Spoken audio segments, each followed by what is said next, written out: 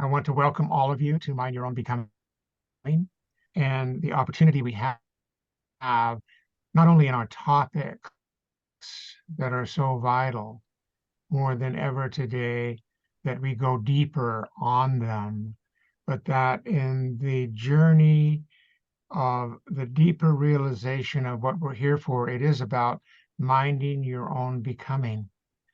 And for me, that means simply there's always deeper work for me to do to come to a revelation and understanding of my soul journey and my purpose. And that's an ongoing reality. And I look at my journey and my life right now at 82, and what a privilege it is to be gifted to age and have the opportunity to realize the two choices. I'm reminding all of you, better or bitter. And better shows, and I want to be sure that to the best that I can put into practice, that I am feeling better about this man, and that you're feeling better about your journey, and that you're having the courage and vulnerability to make significant changes no matter what age, because my journey is not about retiring. I do not buy that word, but I do believe in refiring, and that it is a continuity of the willingness to do that that keeps us open, keeps us involved, keeps us in good purpose and good service. And more than ever, we need to find our way to be in good purpose and service in our world and what we see before us. And it's overwhelming to take it in. But I want to remind everyone that the planet Earth has not been, it's an inspiration in regards to the magnificence that it is, to the awareness of what is within humanity to express and bring forth what we can and what we do. But it is also tragic to realize the cruelty and the illness and the being locked into darkness that prevents us from realizing the kind of world that we would always want to wake up to on a consistent basis. So mind your own becoming is that, the best work I can do is to be aware of the vibration I'm carrying forward. What am I taking forward in my thoughts, words, and actions? That's all I can inquire with every day. What's the best I can bring here to add to the healing of this planet? So join me now in a centering, and then I'm going to introduce our beautiful speaker, Dr. Michelle Wadleigh. But let's all take a moment to just breathe in. And, ideally, I love the breaths in and out through the nostrils. So let's just take in 2 or 3 deep breaths through the nostrils.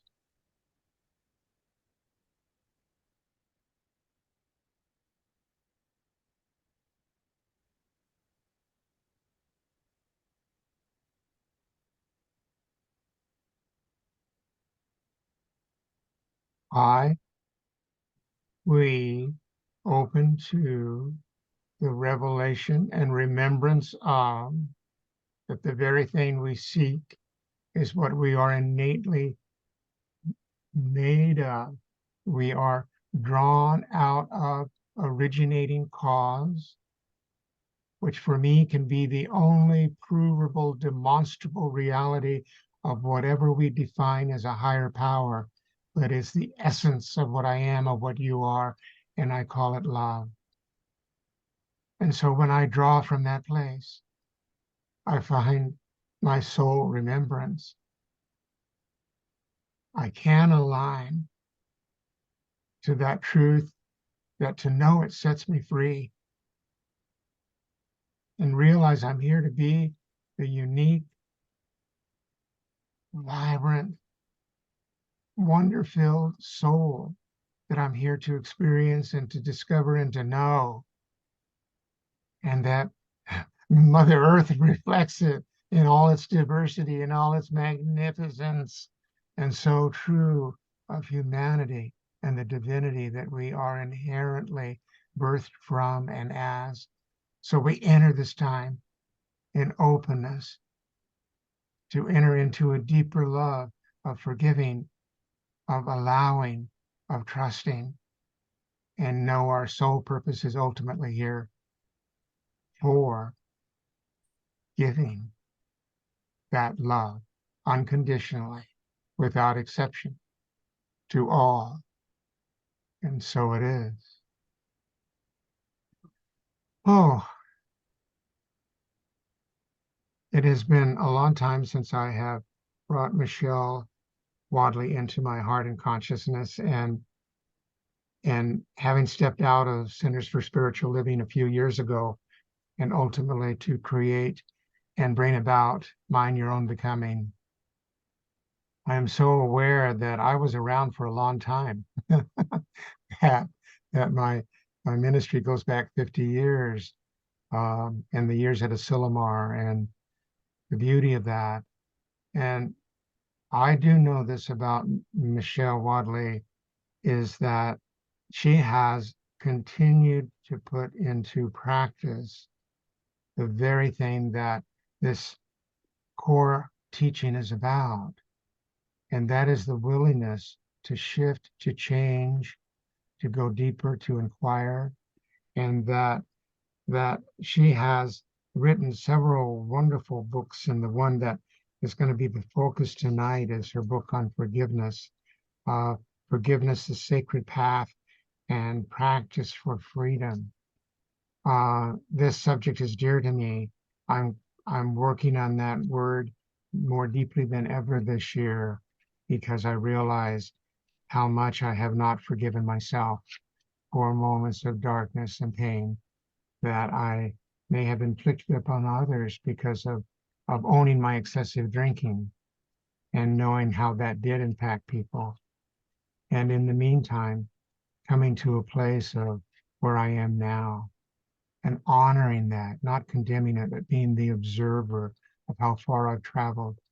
And this I know and feel in my heart about Dr. Michelle, that she's willing to change. She's willing to let go of what may have been for a long period and saying, you know what, I'm gonna do some new discovery about myself. It's time for that. And so I am so grateful to welcome her to Mind Your Own Becoming this evening, to share on this vital subject for all of us on forgiveness. So Michelle, with great joy and pleasure, you're on. Thank you. Thank you. Thank you. And does it really matter? No, it doesn't. But I just have to do a little correction, and I didn't catch it. The name of the book is Forgiveness, A Path of Promise and a Way of Life. So somehow that title got, and I don't know. I should have checked. I didn't check. Thank you, Sandy. But thank you. And so I'm gonna speak to you all tonight as if you are seasoned metaphysicians, because my guess is that if you're here with Dr. Charles, that you are a seasoned metaphysician. And then this way I don't have to try, I don't have to try to teach the simple things. I'm going to assume there's a level of understanding that you have, because people in our kinds of communities have this level of understanding, and it's really important. So I'll get to that, but just so you know, every ounce of the work that I do ever since I came into religious science, and then in science of mind, and took the practitioner path and such, everything that I've done for the past 20 some odd years is to take the science of mind and the magic of spiritual mind treatment and use treatment as a way of handling all of life. And so throughout my forgiveness book is a spiritual mind treatment. In the book, I call them mind shifts, because we're trying to extend beyond this kind of listening, so people outside will listen. And the next book that's coming out is a book on shadow work. And once again, it's spiritual. It has treatment in it, because for me, discovering, I was born into being a metaphysician.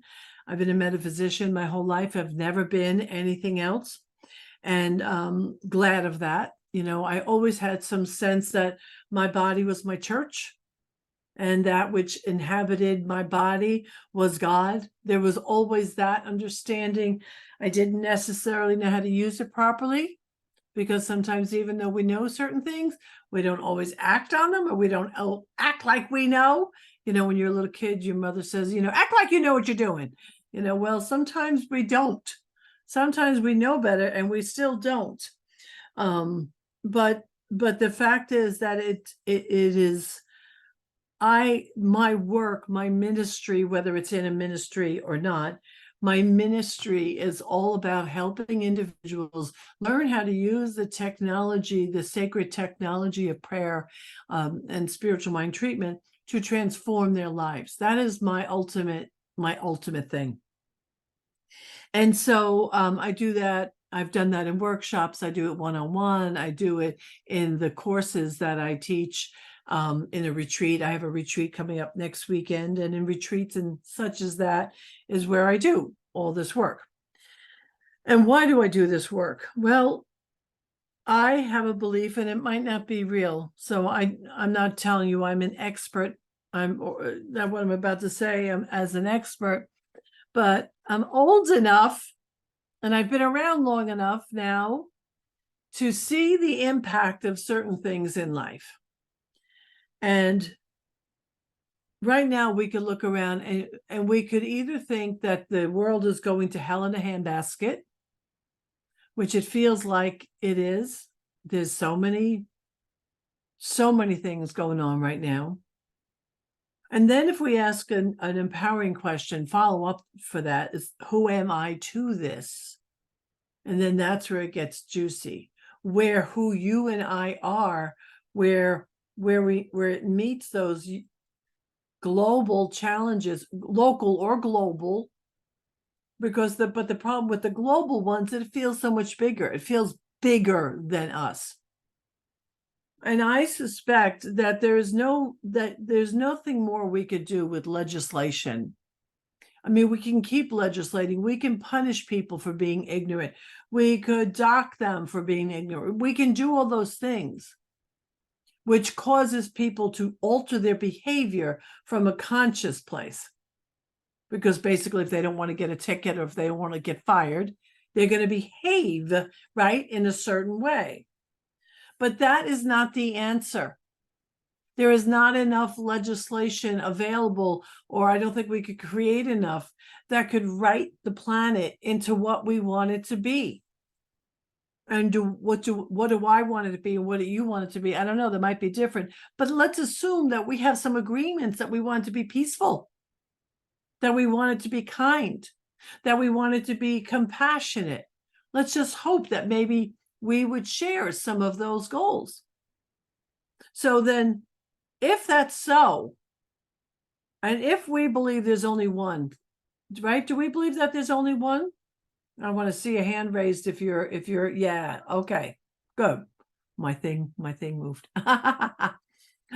So if that's true, then we know, I know, that whatever we do, whatever we speak, whatever we think, is constantly impacting the whole. Right? Are we in agreement about that? That you, in your thoughts, in your thinking, impact the whole, the global, which seems a tad overwhelming. But the fact is, either there's only one or there's not. If it's a principle that we say there's only one, and unity of all beings, of all creation, is a reality, and we agree with it, then we have to pay attention to how we use it. And all of what I want to talk to you about today, which is it's not a variety of subjects, but all of it's going to come down to me telling you, or inviting you to make one change in your life, to experiment making one change in your life, because I want to send you home with a job. I want to send you out of here with something to do. And so the subject about the global global condition and forgiveness is where I wanted to rub these two subjects together. If we believe there's only one, and we live in a vibrational universe, and that as I show up in the world, I impact, whether it's life affirming or life denying, then I have impact. So just like Dr. Charles just said, it is important that I am the best version of me that is possible. It is critically important that we each are the best versions of ourselves in order to make room and to model that for others. We must model this. We must walk down the street, and this is where the change is going to come, or where my task is going to come to. And if you're walking down the street, and I'll pick on something mundane. If you're not a smoker and you see a smoker, you might have an instant opinion about that, a judgment, right? You might have it pretty quickly. That seems pretty innocuous. Innocuous, is that the word, right? That's the word. So you might just brush that off, but here's the fact. Every time you and I judge someone or something, every single time we are doing two things simultaneously. One, we're planting a seed. It's a seed. The judgment becomes a seed, and that seed will grow. And unchallenged, if we don't notice it, we leave it there, it grows into some kind of toxic cosmic ooze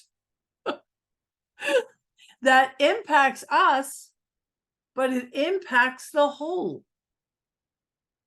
When we judge, we set ourselves up to be judged. When we judge, we set ourselves up to need to forgive. Because here's the thing that a lot of people don't realize. You don't have to forgive someone if you don't judge them. And that goes for you too, Dr. Charles. You don't actually have to forgive yourself if you just stop judging yourself.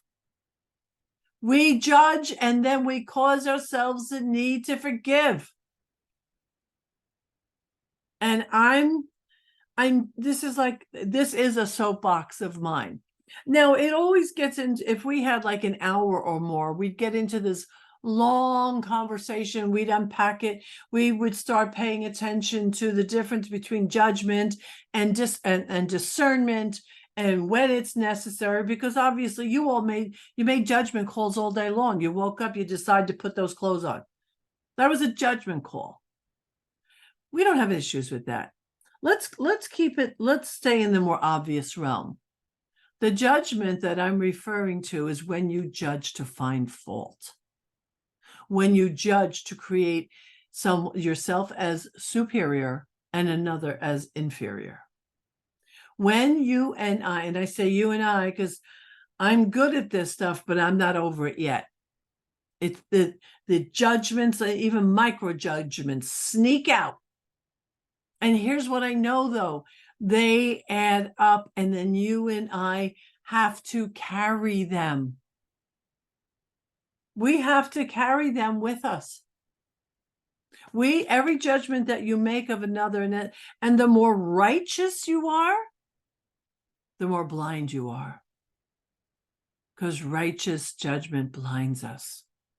It closes down our sight where we can't see the other side of why someone is the way they are.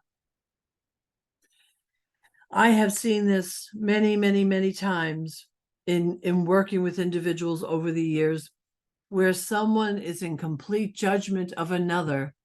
And then once they have that other person's life explained to them about why they got there, or what the situation was that caused them to act out, say, when the individual who was judging them found out the story, their judgment immediately turned into compassion.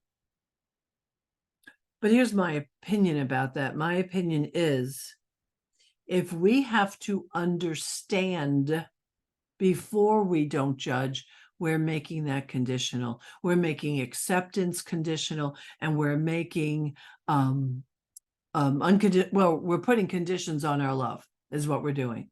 If I have to understand you first. Now, the understanding helps. Don't get me wrong. It's great to understand someone's history and why they are the way they are. But I have this idea and this dream that we could learn to love before we understand, that we could learn to be compassionate before we know the story, before, not afterwards. But if I'm hanging in being a judgmental person, if I'm really just doing that, well, I am causing myself to then have to forgive, because if I fuss on Jim and I make fun of him and I talk about him and I judge him for his behavior and his long, unruly, curly hair. No, that's just funny. But the fact is, if it was something that he was offended by, but he was not feeling guilty of, suddenly I'd be making him wrong. Do you see that? My judgment of him makes him wrong, not what he's doing. And then if I want to be free of that, now all of a sudden I have to turn around and now I have to practice forgiveness. Forgiveness is great. Not needing to forgive is better. Forgiveness is great. Not needing to forgive is better. And so here's going to be my challenge to you. And I'm going to expand upon it a little bit. My challenge to you is for 30 days minimum, although you might want to go all the way through to the end of the year. Take on a practice of non-judgment. Take on the practice of non-judgment. Now, this is what's going to happen. You're going to get a day in. You're going to say, yeah, I'll try it tomorrow. And you're going to set the intention, and minutes in, you're going to screw up. Minutes in, it's going to happen fast. And you're going to find out that your mind is a busy place. Our minds are busy places, and we judge all the time. Now, it matters whether, even if you think it, but you don't say it. Let's be clear. Spirit and the law responds to our spoken and unspoken law, unspoken word. So if my judgment of you, I'm going to try to keep this personal. If I judge you and I'm not speaking the judgment, but I'm just thinking it, it is still communicated, folks. It is still communicated. We are metaphysicians. We got to stop. We got to stop playing small and start owning the power that we have. Now, we have the same amount of power as everyone else on the planet. But as metaphysicians, my hope and dream is that we've learned how we integrate ourselves into the world and how we impact it. Because the fact is, even if I'm just thinking horrible thoughts about somebody and I'm not saying them, it's going to change my vibration. It's going to change how I interact. You won't know what I'm thinking about you. You won't know what I'm thinking about you, but you will wonder, what the heck is going on? You've been in that position. You have met people. I have a minister. It's really hysterical. I have a minister, a woman that I know, who I know a couple of people don't like me, but this one specific person, and I have to interact with her on occasion. And I send her an email, like the same email I send to all the people in my region. And she barely will use enough words, even in an email, to respond to my question. Now, why am I laughing? Because I'm telling you that I've done enough of this work that I can honestly not take offense. My forgiveness work and my shadow work that I've done has positioned me into a place where I can basically be just amused. I mean, it's nice to be liked, but I'm not going to twist myself into a pretzel to get there. But when you do this work and when you learn to watch the mind, and that's Goodbye, Melinda. And when you begin to watch the mind, now it's not just judgment. I'm going to make it harder on you. And I should ask you, are you willing to accept an assignment? And maybe you can even give me a thumbs up or say something in the chat for those of you who don't want to be on screen. Okay. So here it's Sandy, no challenge. Sandy's just usually a yes. Here's the challenge. And set a time, 3 weeks, 4 weeks, or to the end of the year, whatever makes sense for you. Begin to watch your mind. Declare that you will practice non-judgment, but in the non-judgment category, that's an umbrella. Under that comes no complaining and no gossip, no fault finding. Now, this does not mean you won't do this. That's not going to happen instantly. And I know it because I've been doing this for years. And then I still find things either coming out of my mouth or a thought. And I'm like, there I am again. So if you happen to take a note, and I see a couple of you did that, the next thing you have to put under that is that you have to not judge yourself for judging. You may not judge yourself for judging, because I'm not telling you you're going to start this and suddenly be a Buddha. What I'm saying to you is this practice will teach you how to watch your mind. An untrained, and Ernest Holmes was clear about this. I know this is not just about Ernest Holmes in here, but a trained mind is much more powerful than an untrained mind. Well, part of training your mind is looking at where you get caught in the loops of judgment and opinions and righteousness. And those are all toxic habits. But practice over a period of time, because in rewiring the brain, okay, because we all know, to rewire the brain, something has to happen, and it has to happen consistently.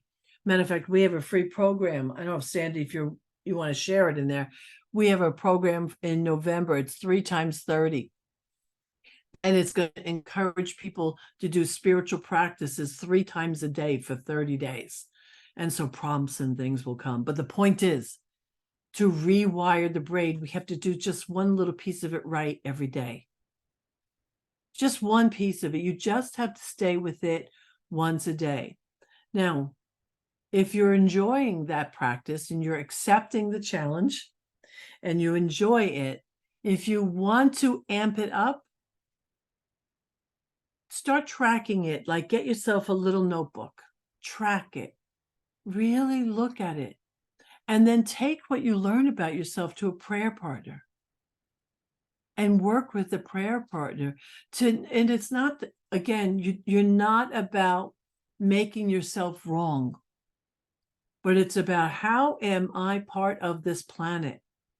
And when we start to understand our thinking, we start to understand what our role is to everything else. So what are you modeling? And when it comes to the peace of the planet, are you part of the peace? Or do you have inner warring parts that are challenging you? The work has to be here. The non-judgment has to start here. The forgiveness has to start here. The self-love has to start here. It has to start here, which is why our teaching is so darn hard, because we are asking people to take responsibility, and that scares the bejesus out of a lot of people. And I understand it. And yet what I do know, oh, Charles, I ran out of time. I'll just close up now. What I do know is that, shoot, I lost my train of thought there. Shoot. But I do know that the more you become aware of your mind, the more then you can discipline it. And when you finally are on top of that, you won't have to forgive all the things that you used to judge. You'll be free. You'll really find some new freedom. I promise you, I promise you, I promise you. For years I ran silent retreats over New Year's Eve, and people would come in, and often they'd be like unnerved initially to have the quiet because they had to start listening to their own mind. But when you stop the non-judgment and all of that, you also find out more about yourself. You find out a lot about yourself. So, my beloveds, my invitation truly is, if you're willing to take on this practice, do it, pay attention to it, feel into it, but do not judge yourself. And if for each one of us to be a part of the healing of the planet, we got to start here. And for me, if I could only leave one thing in your mind, it would be to start with that practice. So I want to close out with a treatment, right? I can do that, Charles? Of course, yes. Okay. So let us just move into that glorious, beautiful, peaceful place that is love, that is power, that is light. Let us surrender into it, surrender over to it, and allow the power of this moment be our one and only reality.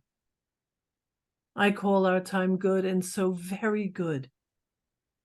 And I trust that as we each take on this practice, that there is revealing happening. There is just a revelation of the mind and the soul that is happening. And it is a beautiful thing to behold. I believe in each one listening, and I trust that your intelligence and your intuition and your wisdom is bold and beautiful.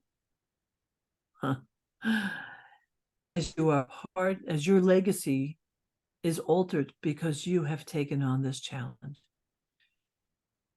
So let us just move forward one day at a time, being more beautiful than the day before. I trust this word and I allow it to be so.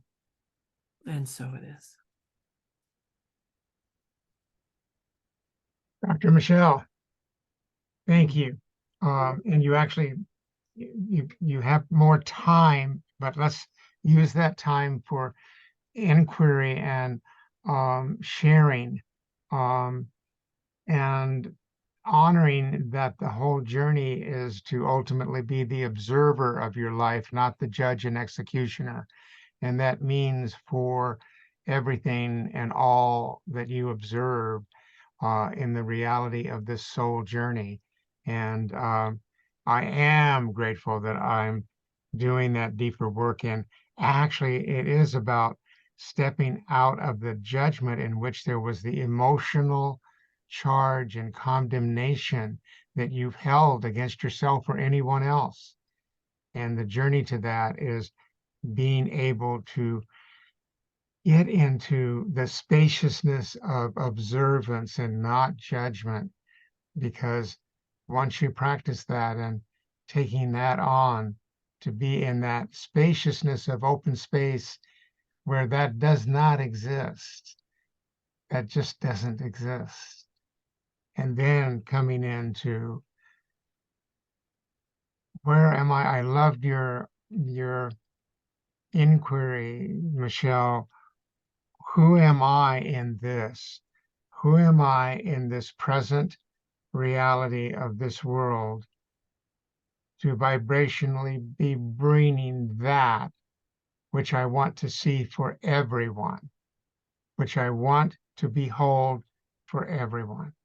So I would love for any of you to add your reflection and thoughts on this vital work of forgiveness, and that ultimately it's about, you don't got to do it. It's ultimately that you're living from that in the deepest way that you can, and you're being the observer when we trip, and stepping back and realigning to that truth of unconditional love for all without exception. And again, oh, Michelle, you said something earlier that was so important. Let's have compassion before we need to hear the story. that was so powerful, because we are so open to mind your own becoming, to heartfully listening to stories and being perhaps better educated than we have been in regards to so many issues. But the bottom line, how about compassion before the fact of understanding? Wow.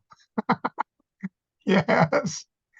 So, anyone would like to comment or share your reflections on this wonderful insight from Dr. Michelle?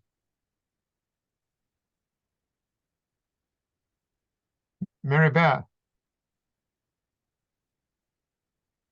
No pressure. No pressure. Dude here. Yay, thank you for being here. God, this was great. And I'm writing all my notes in my book. Ah, yay! May you Um, all have one on your bookshelf. yeah, it's a great book. It's a great book. You know, I'm gonna just speak on a couple of things that really spoke to me. That one thing you said about the more righteous I am, the blinder I am. Mm. And that really zinged. And I love that about can we love before we can understand, you know, what Charles was just talking about. And you know, a lot of this, a lot of my energy and study these days has been around the David Hawkins work on map of consciousness, you know, and just realizing that, you know, in the calibration of the scale he created, that everything below the level of courage, according to that, is force. And, you know, just the idea that the force is, if I've got force and I've got counter force, and it weakens me. So all these different lower level things. And what I just think is really one of the things I've been working on a lot is the idea that humility and curiosity, both those qualities, if I can just grab those and, you know, work my way up a little bit so that I'm not stuck in the level of weakness, you know. But this is good stuff. I mean, I just love your work, Michelle. I just really honor you. Thank you. Thank you. Yeah. Someone else please to inquire or share. Yeah. Yes. Sandy. I'm kind of an insider with this. I've been working with and taking classes from Michelle for several years. And I can attest in my own life that I now spend more time thinking about where I'm judging people, thinking about where I'm, you know, like you say, feeling arrogant because I've got it together, maybe better than my neighbor. And it's made a huge difference in my life. Not only am I better companion, better friend, better, you know, neighbor, I feel more peace within myself. I'm able to look at what's going on in the world and around me that's upsetting me. And I mean, I slip and screw up. I'm human. But generally speaking, I can stop myself at some point and say, now, wait a minute, I'm judging. I'm being critical. I'm not coming from love. And my prayer every day is I am love and I am peace. And I don't think I would have made that connection had I not gone through all these forgiveness courses with Reverend Michelle. So I just wanted to share that. Yeah, thank you, Sandy. I want to offer you something, you know, of course, I'm trying to keep what I do within 25 minutes. You're good. And I love what you did, Mary Beth, or bringing in that word humility. But I want to offer you a couple of quick things. One, that while you're first starting to judge, you will judge, you will notice, you're going to be shocked. You're going to be like, oh my God, I can't believe that my mind does this all the time. Initially, when you initially start looking. And so don't expect yourself to come from doing it to not doing it. That's ridiculous. That's just too much. Okay. But notice, just notice. And you can say to yourself, oh, I'm judging. No opinion, no judgment about it. No making yourself wrong. Just, oh, look at that. I'm judging. And over time, that'll build your awareness. And the other thing that you can do, and you can make it amusing if you want, you could say, oh, hello, judgment, like just so you start to have a fun part of it. But the other thing is, and I got this from Don Miguel Ruiz, but it's I've used it now for years. You see something, you can see the tendency to judge just coming up. And what you do in your mind is you just say to yourself, it's not good, it's not bad, it just is. Like I am somebody who would probably react to smokers because I've just been away from it for so many decades. So being around it, I get a little weird, but then I have to think to myself, it's not good, it's not bad, it just is. So as you do that, it starts to bring you a little bit to that middle ground where you can start to detach from your opinions. Because if we stay attached, we also close the door and we're not open to what's possible. So those are just some little exercises you can do to help you get through it. Mr. Stark. Oh, I'm another advertorial here. Advertorial? For Reverend Michelle, for the work, for the work. Those who don't know, before Sandy, I was her. I was working with Michelle's been teaching forgiveness and shadow work for the last 6 years, 7 years, 6.5 years with me in spirit education. And it was very much eye-opening for me in the forgiveness work. I'm still working on it. I'm still a work in progress, or Michelle might say, yeah, you're a piece of work. But she is a Jersey girl after all.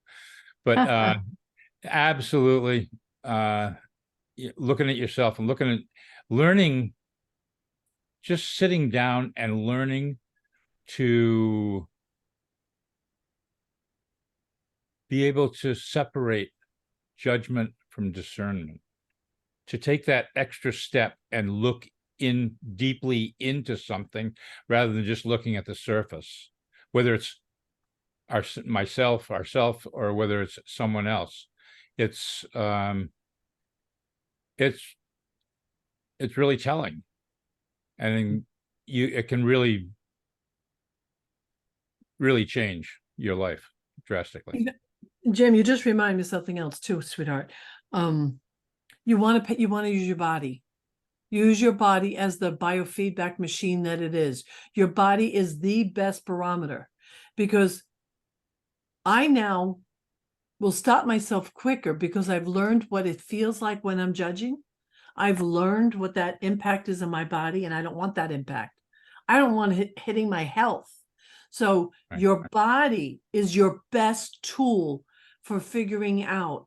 I mean, can you imagine if each, like there's only a few of us here, there's 12 of us here right now, but if we each took on this practice, what would happen is, and let's say it grew, let's just say there was a real movement of people practicing non-judgment, it would have to impact the vibration of everything around us. It would have to. There's no way that it wouldn't. Yeah. It excites the heck out of me. And it's hard. It's hard. But your body will tell you when you're on point or if you're off point. Absolutely. Yeah. Yeah. Thank you. You. Thanks for that too, Jim. And by the way, am I allowed to do this? We have a course starting next Thursday night. It's a 6-week course on forgiveness. If anyone's interested, Sandy, if you could put the link in for, oh, there it is. You had it. Thank you. Because it's also very loving. It's very loving. And it's not just, we talk about forgiveness, of course, but we go over, I give you so much more material than you would ever get anywhere else in 6 weeks. Everybody always tells me I give too much away, but that's the way I like to do it. I like to give it all. If I'm going to give it, I like to give it all. And then my people keep saying to me, stop giving everything away. Reverend Michelle, Dr. Charles. Yes. Yes. Reverend Mazia. I have a question based on what was just said about your body. Your body tells you Mhm. when you're in non-judgment? Is that something you practice or just something to just observe and be aware of?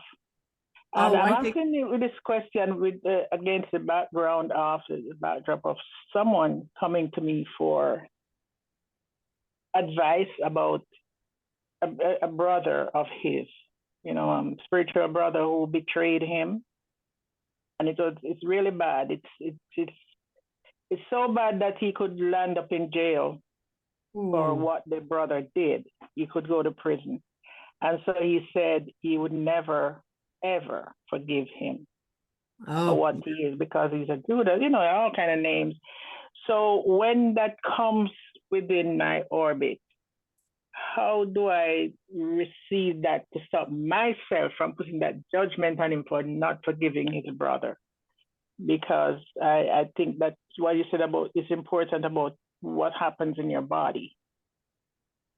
okay, let me see if I can tie this together. So are you what do you do I don't know how to pronounce your name. I'm sorry. It's Marzia. Marzia. Oh, that's easy. It just looks Yes, it is. Marzia. Oh, that's lovely. Okay, Marzia. So what do you do in the world? I am a spiritual director for a center here in South Florida. Okay, And I okay, also so do, I'm a nurse's aide by day, but yeah, I do okay. both. So people then you interact with people like this sometimes is what I'm trying Yes, to yes, ascertain. yes, yes, Okay. absolutely. Mhm. Okay. So why would you judge them? That's what that's what I'm not sure about. I'm not absolutely sure because I know it's not something to do. However, he's in this study, he's inside of this study, maybe probably 2 years, and been learning and he's been growing. However, this thing came up that with Riz, it's in our in his definition, it's terrible. Right. So So here's the thing. And I'm not gonna be rude if I was not on being recorded or or this was my thing. I might cuss a little bit here. But there are people in the world that are unkind. Now, they're not unkind because that's who they are. It's out of some misuse of the law. It is out of their own pain. It's out of their own suffering. So what happens, it causes people to act out in a certain way. But if those of us who are spiritual, in the book, in the course, and what I work on with individuals is to find that place within us where we are, that place within that where we've never been hurt, harmed, or injured in any way. It's our place of innocence and purity. okay. And what you start to realize that if you know that exists, it exists in everyone. It exists in the victim and it exists in the perpetrator. There's no place. And that's why I started out this talk today saying, if we believe there's only one, then we must act accordingly. But that's where it starts to get difficult because then somebody acts out and suddenly we get distracted from believing that we are unified with this one glorious essence of good. And suddenly this thing comes along and it distracts us. So this is where the rubber meets the road, but there's no to find fault or to judge this person for judging it makes it more complicated. He didn't do anything to you and he can't anyway. So to hold him at fault is it's a whole inferior superiority thing. But but this person, let's call him Tom. If you were to look at this person, Tom, and realize, wow, he's really hurt. He doesn't know how to get over it. He doesn't know how to do that. Because when we can, we do. When we don't, it's because we just don't know how. But the piece about tying into your body, I know that you've had the experience, all of you have had the experience where you're at a gathering and somebody walks into the room who's like this happy-go-lucky, optimistic, bubbly person, and the entire room feels different. You Uh-huh. have probably also had the experience of a Debbie Downer walking into the room and like, oh my God, please let them just go home, right? And they have that impact upon. See, our bodies are communicating. Most of our communication is unspoken. And we do not talk about enough about that in this movement. We are speaking when we're not speaking. So that's when you have to trust your body to let you know, because the intuition comes by means of your body temple. And it's telling you, yeah, you could lean into that person. No, I don't want to lean into that person. And so when we get to know ourselves, we will trust those impressions. We will trust that body. I can say somatic. We can trust that somatic intuition. As long as we've done the work. Now, if you are judgmental and fault finding and a blaming person, that's going to make your body toxic. And your intuition will be affected out of that toxicity. That's why we have to get rid of the toxic habits, because then the toxic habits allows our mind and body to have clearer communication. And especially mind, body, and soul. Now we can have clearer communication because we have the junk out of the way. Mm-hmm. Did I answer your question? Yes, it does. It does, yes. Okay. Makes sense. Thank you so much. Oh, thank you for Appreciate asking. Okay. Thank you, Marcia. And okay. Dr. Michelle, thank you. welcome.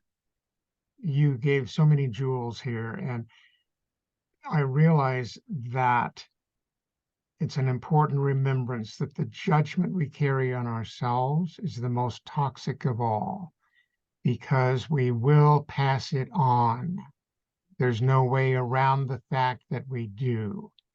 And being ultimately the observer of that enables us to move into that deeper quantum realization of healing that Dr. Michelle is talking about, that we can walk in the reality that there is nothing to forgive.